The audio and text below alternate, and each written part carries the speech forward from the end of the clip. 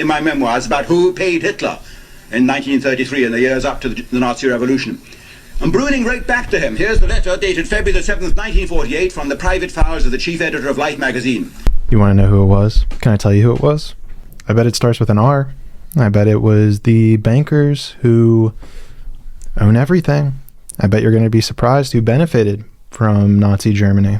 Just a guess. Let's see what he has. Maybe I'm wrong. Never published, and you're hearing it for the first time now.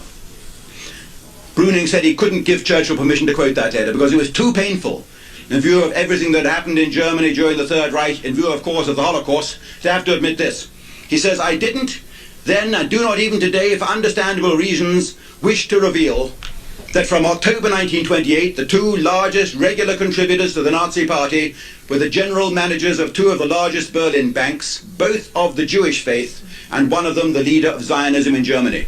Well, well, well. You know, if someone was to have a theory that Nazi Germany significantly benefited Zionism and the state of Israel, this would back that up. If someone, say, knew about the Haavara Agreement that emigrated about 60,000 Jews out of Germany into Israel, transferring about $100 million worth of assets into Israel, transferring some very intelligent people to help with the construction of Israel, well, that would be a rather big benefit to Zionism, wouldn't it?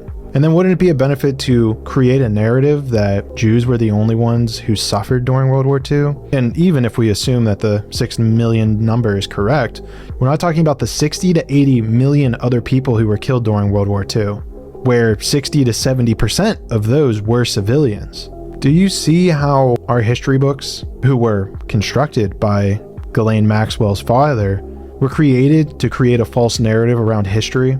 To realize that these bankers fund both sides of the war and have been funding them since the Napoleonic Wars.